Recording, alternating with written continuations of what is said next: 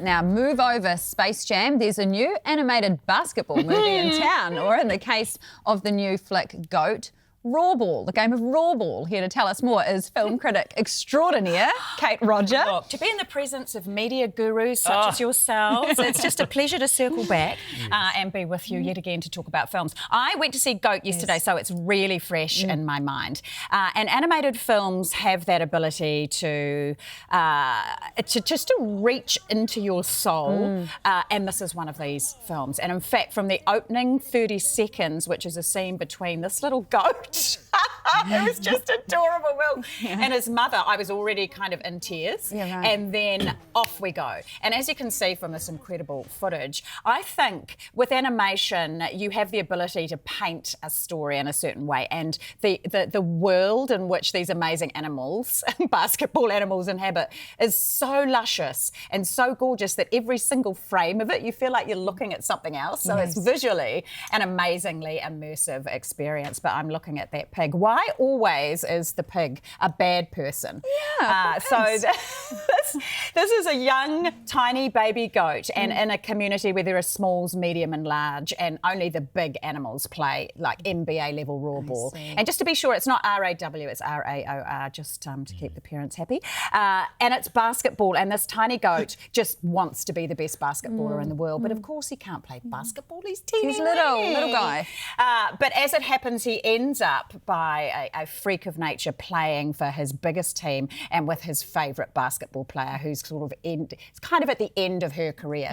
That's another lovely thing about this, is that the heroes in this, they're animals, but also the two most powerful creatures are women, and it just makes me feel very, very happy. But Caleb from Stranger Things voices the main lead baby goat character of Will, and it riffs on, you know, Greatest of All Time and Goat, which you don't need me to tell you this. It was every kind of emotion that I wanted, knowing that audiences of all ages will get. It was kinetic, phenomenal soundtrack.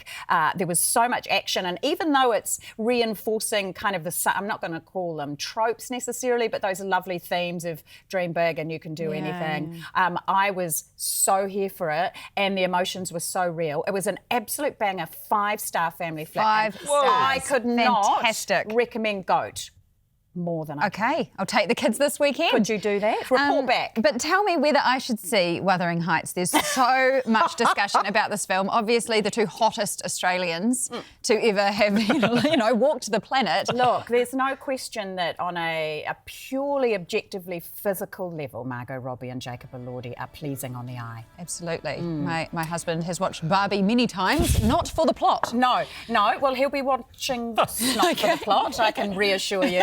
Now, the interesting thing about this is Wuthering Heights, but it's Wuthering Heights in speech quotations. And one of the reasons there's been so much chat around this is you're taking I don't think it's an exaggeration, obviously, to call it an iconic piece of prose, and turned it into something else. And I might be a heretic to the Bronte fans, but for me, there's 750,000 versions of Wuthering Heights that are true to the book.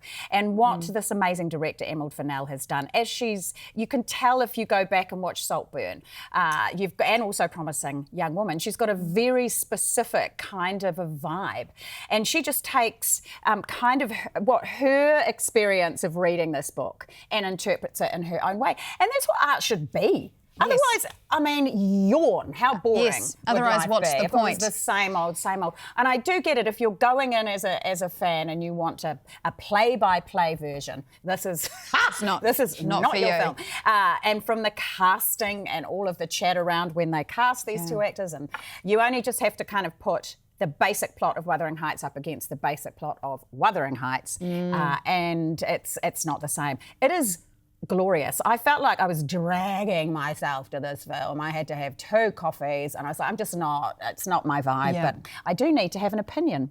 And my opinion when I came out was that was great. Oh, fantastic. Everything from there has been some criticism. Yeah, there is. And I understand some of the criticism. Of course I understand it. And that's what I love about movies. No, but we'll go on your recommendation, The more I think. divisive and the more the animated discourse, kind of the happier I am. Because if it doesn't touch any of us negatively or positively, then what's the point of living? I thought it was fantastic. And I think it's definitely a little bit raunchier than the book. Like, the book's romantic. Yeah. And I'm not much of a romantic, so maybe that's why this felt. It's definitely edgier, but the themes of how love can be monstrous are definitely a part of this. And if you've seen Saltburn, you'll get that kind of. And the lead act, the performances are just stunning and visually stunning. For me, it was a great couple of hours in the cinema. I found it viscerally just really, really great. So I'm expecting the hate mail from the Wuthering Heights fans, but it was a big thumbs up from me. Perfect. All right. Well, I'll put that on the list too. Kate, Rodger, thank you so much. You're so welcome. Nice to have you here. Great to be here.